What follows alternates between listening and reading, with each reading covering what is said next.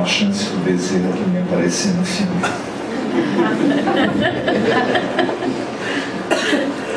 Muito boa noite a todos. Muito bom a gente estar aqui juntos. Muito prazeroso a gente estar reunido entre a gente, para um encontro dentro da gente, para um encontro com Deus. Não tem nada mais importante, então parabéns por terem decidido vir aqui. Hoje nós viemos falar sobre um assunto daqueles. Vamos falar sobre família. O que vocês acham? Já ouvi falar que tem pessoas que têm alguns problemas na família, assim, fora do espiritismo, naturalmente, né? Mas a gente pensa assim para os outros, né? Ajuda, pode ser que ajude, vamos lá. Em todos os momentos, em todos os tempos, sempre houve pessoas buscando Deus. Sempre houve lugares onde pessoas buscavam Deus. Esse negócio de ter lugares sagrados, altares, pessoas sagradas, é instituição humana. Porque teve um tempo que o ar livre era o principal templo. O culto era realizado na natureza. Será que tem templo melhor? Nesse tempo, conta-se que uma multidão veio ouvir uma palestra. Uma multidão ouvindo uma palestra bacana, uma palestra boa em nome de Deus. Também sabe quem era o palestrista? Jesus. Esse nunca veio aqui, precisava combinar. Para fazer palestra física, porque para fazer a palestra inspirado, para ser o autor das coisas, esse é o verdadeiro palestrista sempre. Eu sei que chega pouco até aqui, mas é aquela coisa do, né? Tem uma cadeia de trabalho. Ele tem auxiliares muito fiéis que levam uns para os outros a mensagem de uma forma muito fiel. Mas chega aqui embaixo e tem umas coisas que precisa passar as palestras, que você sempre deixa passar uns 50%, 40%, mas 40% de muita coisa já vale a pena para a gente também. E ele estava lá fazendo a palestra, falando sobre Deus, falando sobre a luz para uma imensa multidão. E é uma passagem muito intrigante, porque vem alguém da organização e fala: quem tem um Golf placa... Não é isso. Aqui geralmente vem alguém da organização e fala isso, né? Quem tem um Gol para tirar o carro da frente. Não, vieram falar para ele assim: a tua mãe e os teus irmãos estão aí e querem falar-lhe. Ele parou, olhou para a pessoa e falou assim: minha mãe? Meus irmãos? Quem é minha mãe? Quem são meus irmãos? E fez um gesto largo em direção à multidão e falou: minha mãe e meus irmãos são aqueles que fazem a vontade do meu Pai. Essa passagem é preciosa. A gente abrindo, vamos dizer assim, ao acaso, esse livro, Os Filhos Pródigos, que veio através da gente, tem essa passagem e ajuda a gente a pensar sobre a família. Por quê? Porque Jesus já fala de cara que nós não temos uma família só, nós temos duas famílias, biológica e a família espiritual. E a gente hoje pode falar, ainda que rapidamente, o tempo não é muito grande, sobre as duas. Qual a função da família na nossa elevação espiritual? Ela tem algum papel? A gente já intui que sim, e não é pouco.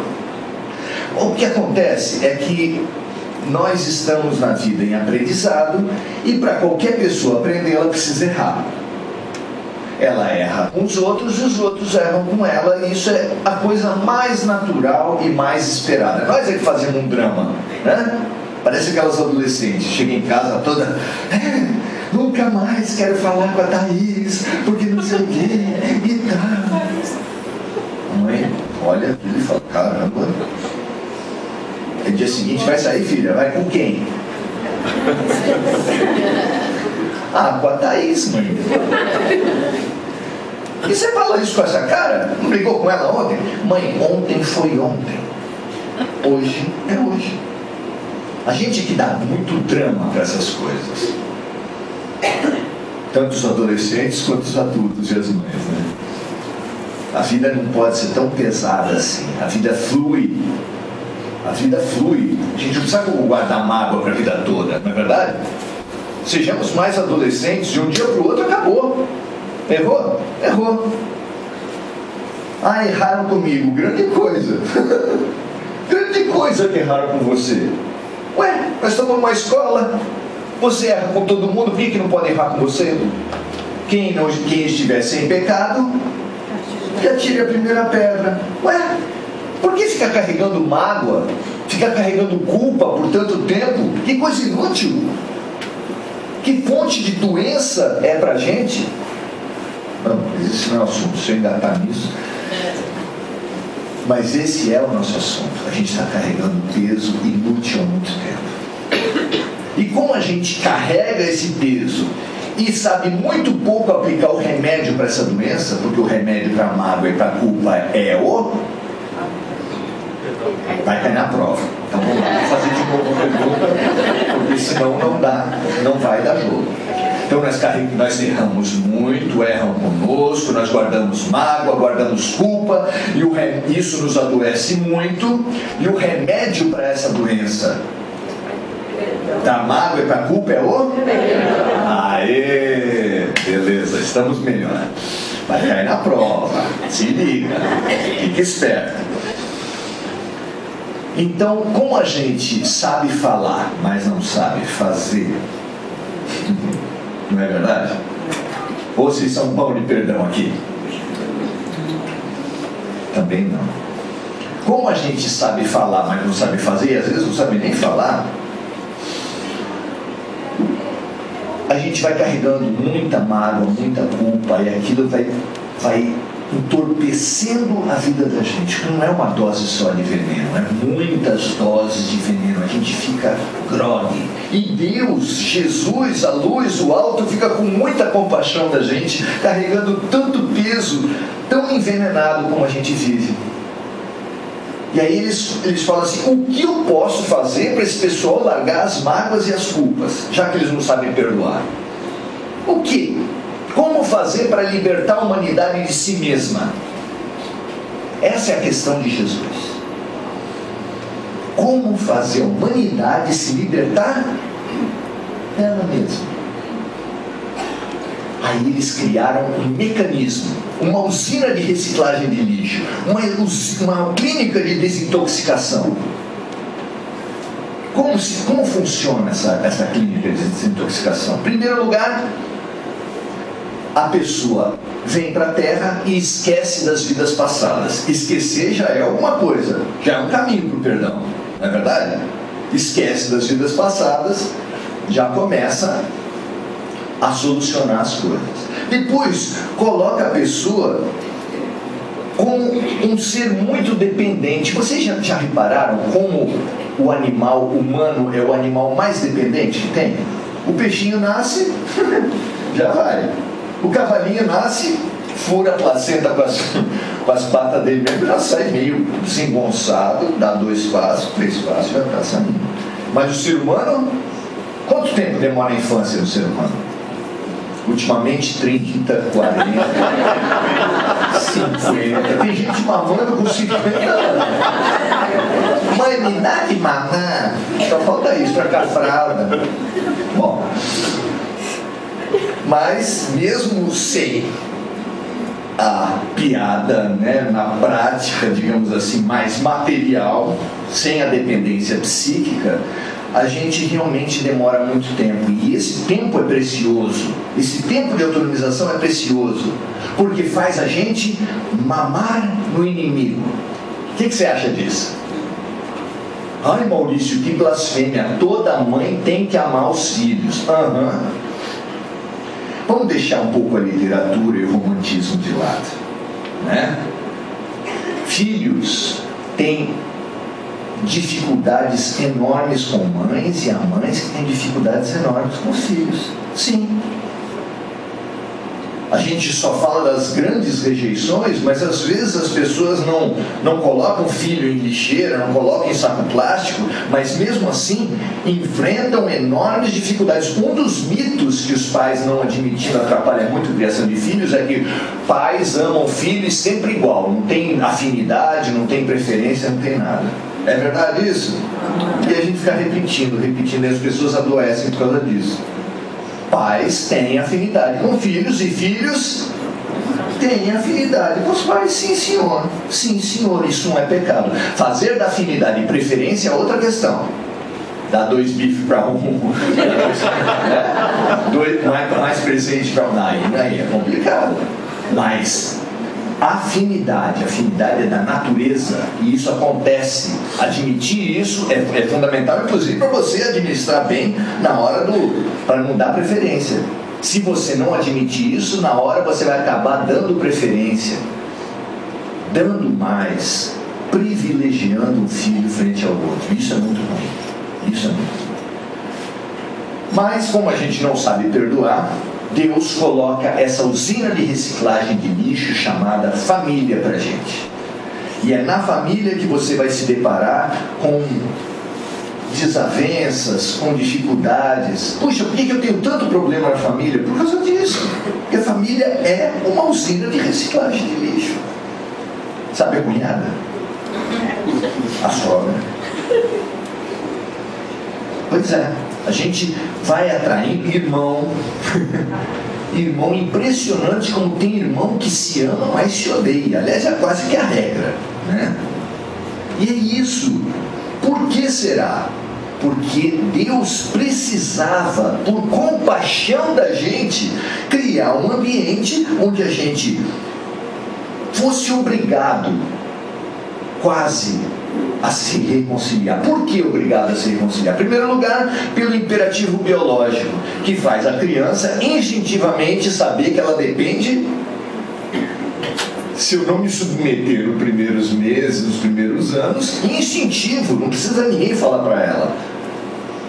Então, a natureza animal da gente faz a criança se submeter mais e os pais protegerem mais. E esse jogo de necessidade e proteção é fundamental para as pessoas irem se diminuindo a sua área de atrito.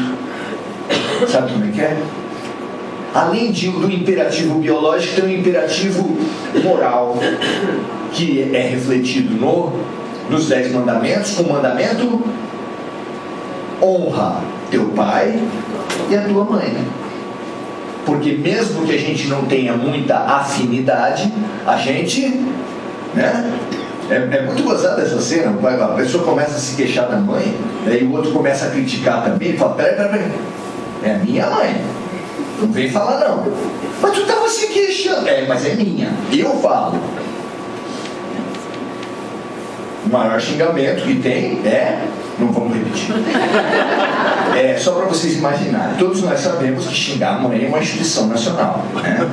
Não se pode ir em um jogo de futebol, por exemplo, sem lembrar que a genitora do árbitro praticava relações sexuais mediante paga. Não é bem assim que as pessoas falam, mas fica sendo.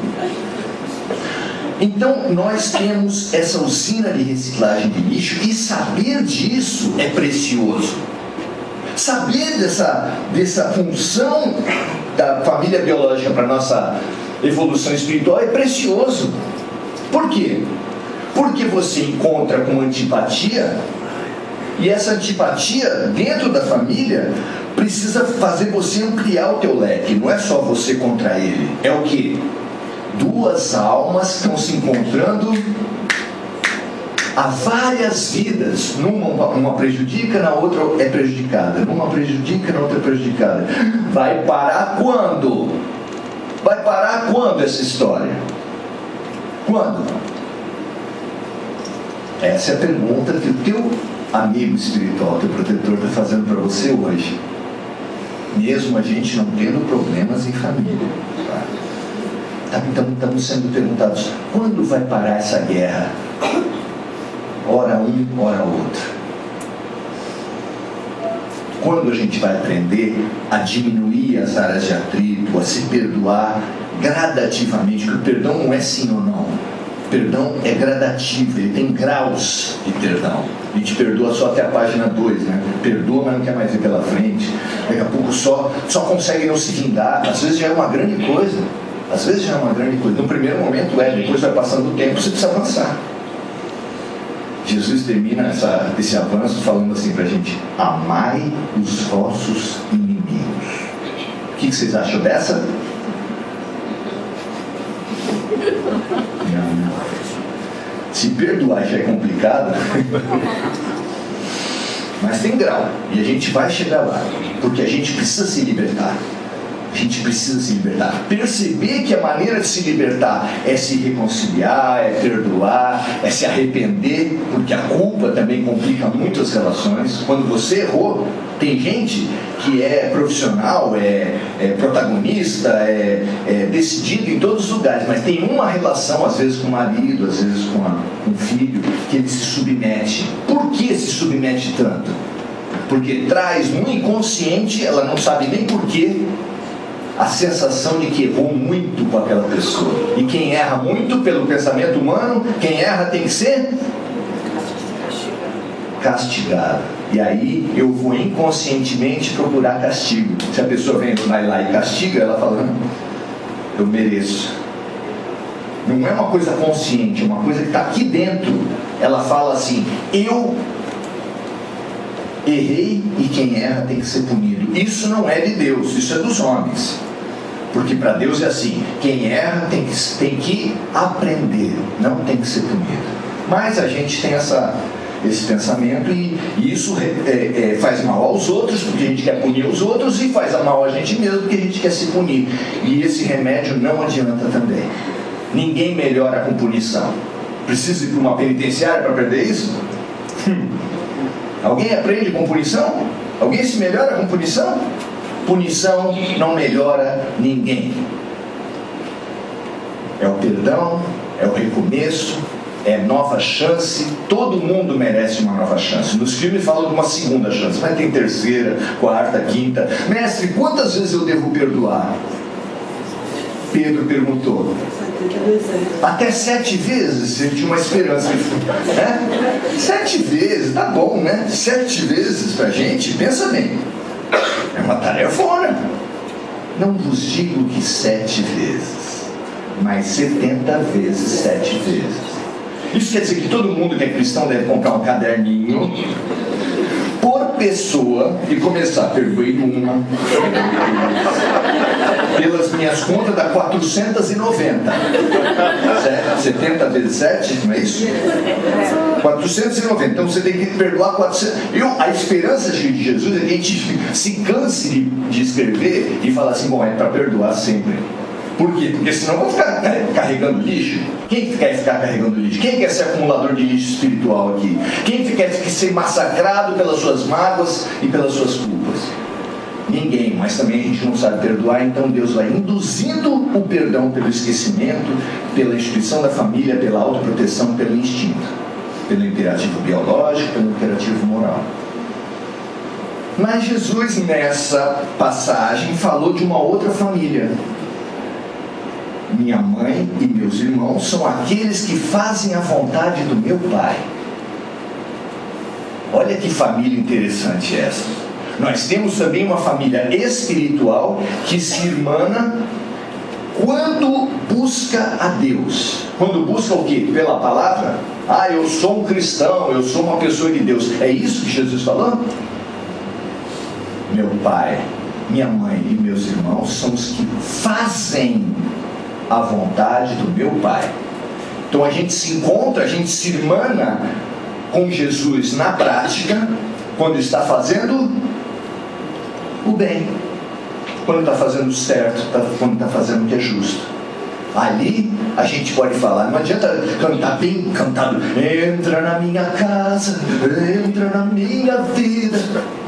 Não é assim que Jesus vem para a tua vida. Jesus vem para a tua vida quando você está no bem, quando você está fazendo bem. Não adianta 1000 mães, 1000 avós, 1000 tias falar Deus te abençoe. Deus abençoa sempre. Nosso problema nunca foi que Deus nos abençoasse. Nosso problema sempre foi que a gente se abra e recolha as bênçãos de Deus. E para isso a gente precisa estar com Deus. Deus está sempre com a gente. Jesus está sempre com a gente. A luz está sempre com a gente. Mas nós não estamos com Ele. Eu sempre falo que na Paulista vai ter uma passeata de anjo de guarda. Cartaz: me ouça, pelo amor de Deus. Não aguento mais falar e você não fazer o que eu falo. Então, nós temos uma família espiritual. E a nossa família espiritual, ela é dada pelo teor dos nossos pensamentos. Agora deve ter gente aterrorizada. Eu vou repetir. A sua família espiritual se irmana pelo teor dos teus pensamentos. Qual tem sido o teor dos teus pensamentos nas últimas semanas? Esse mesmo que você está pensando. Você está num conflito no trabalho, você está numa dificuldade com uma pessoa, está num pega lá, num ataca e defende, vai alimentando que sentimentos, que vibrações, que convites você emana para o alto? De fazer a vontade do Pai? De fazer a vontade de Deus?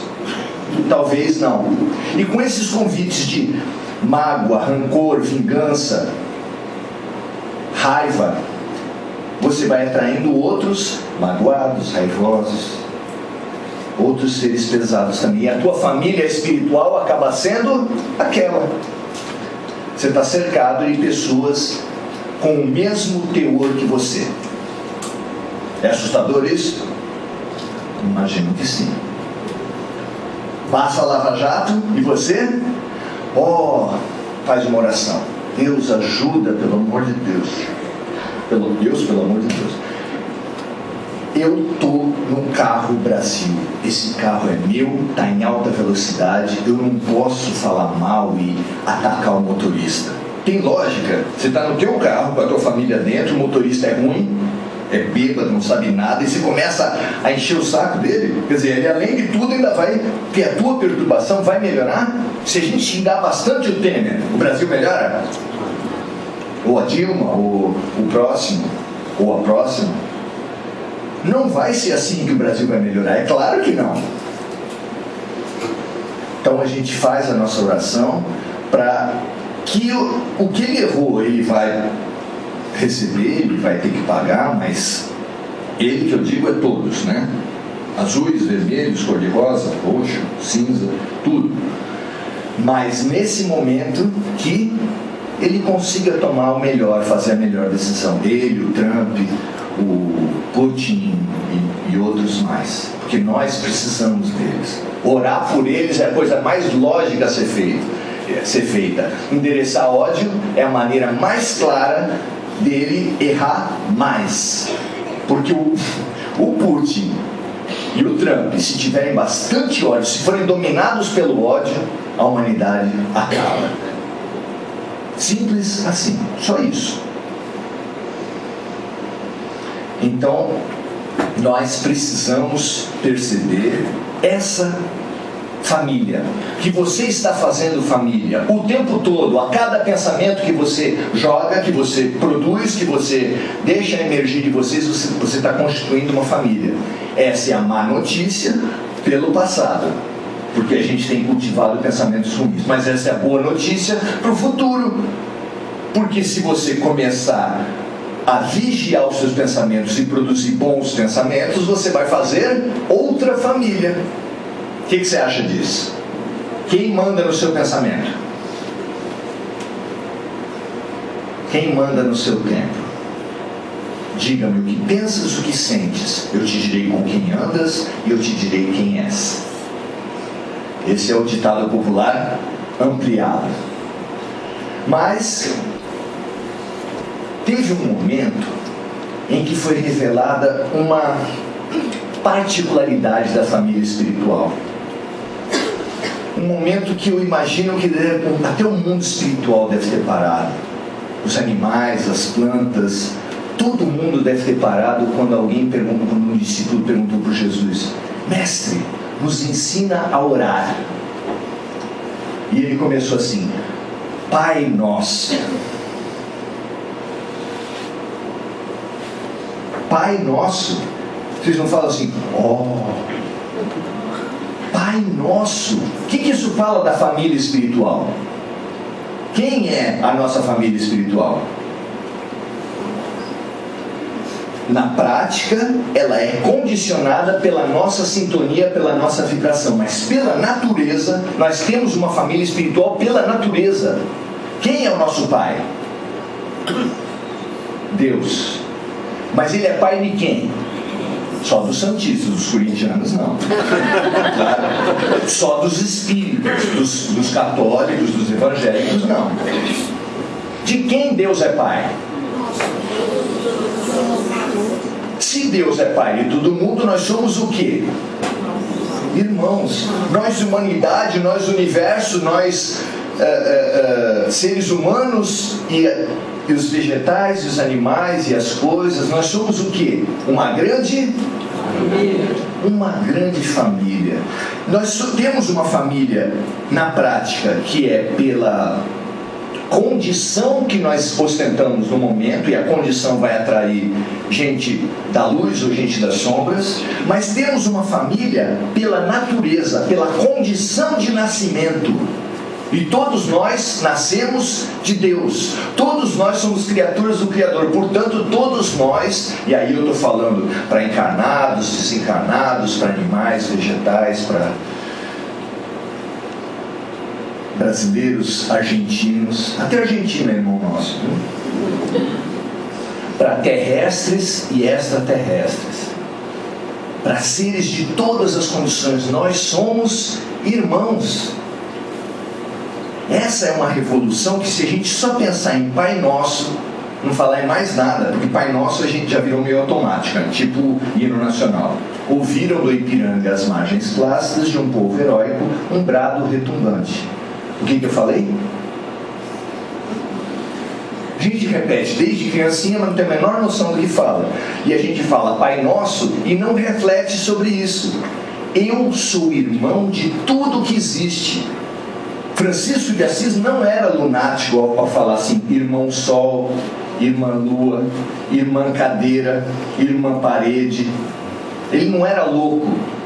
Ele sabia muito mais do que a gente acha. Loucos somos nós que achamos que a nossa família é só do meu sangue, no máximo do meu time, da minha raça, do meu Brasil, do meu... Não, família é tudo.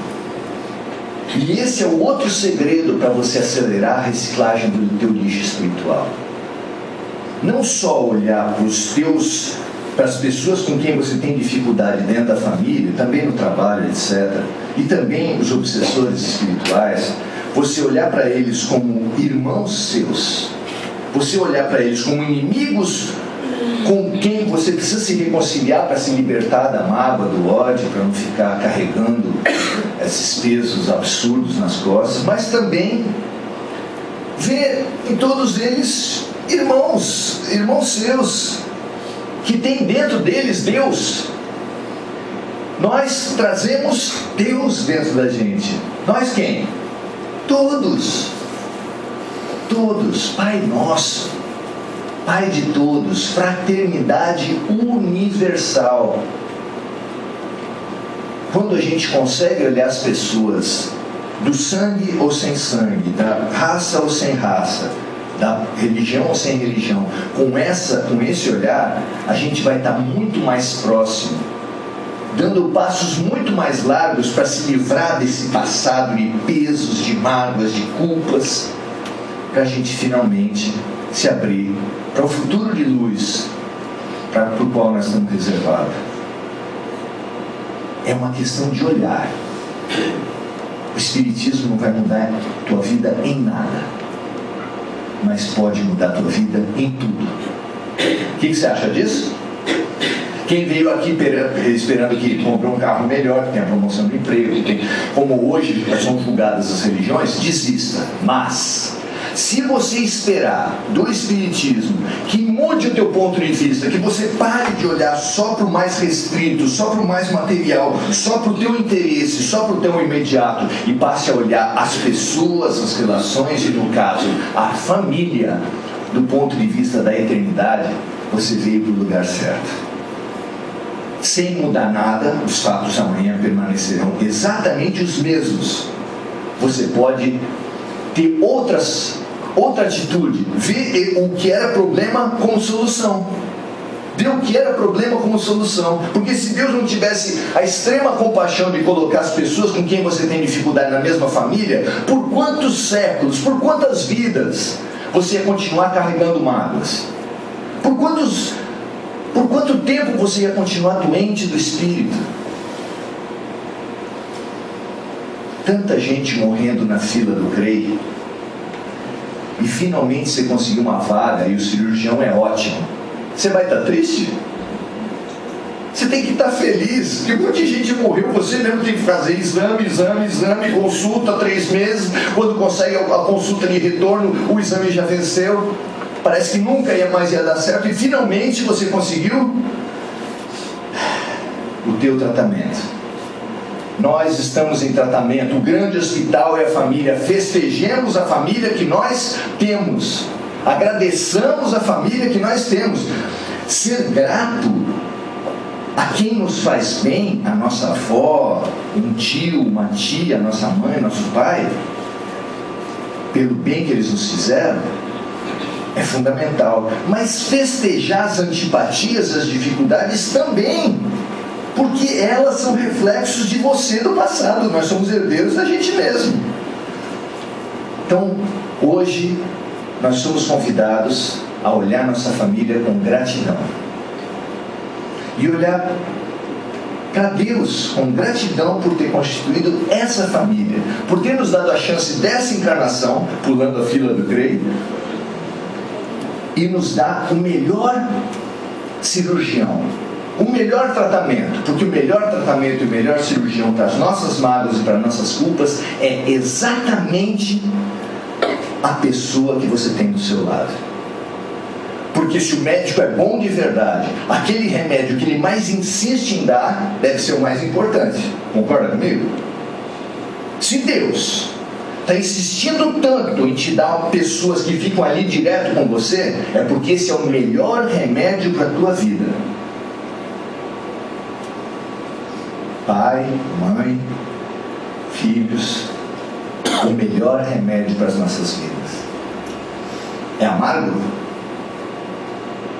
Mas quando a gente lá na infância, 25 gotas de quê? Para febre. Novalgina, Magnopirol, a mãe colocava açúcar, ficava ruim. Isso mesmo. Ficava melhor? E o remédio amargo está sendo dado para a gente. Tem criança que cospe. Febre aumenta, risco de convulsão, risco de dano cerebral, irreversível. Tem criança que olha para cima. E olhando para cima assim, com aquela vontade de cuspir, sabe como é? Antes de cuspir, olha para cima e encontra o olhar do pai e o olhar da mãe, que está falando o que para ela? Às vezes não está falando, só olha. Será que a gente vai ter capaz? Nós estamos com um remédio amargo. Será que a gente é capaz de levantar o olhinho? E levantando o olhinho a gente vai ouvir Deus falando com a gente. Vai falar o quê? Engole, que é pro teu bem. Obrigado, gente. Valeu.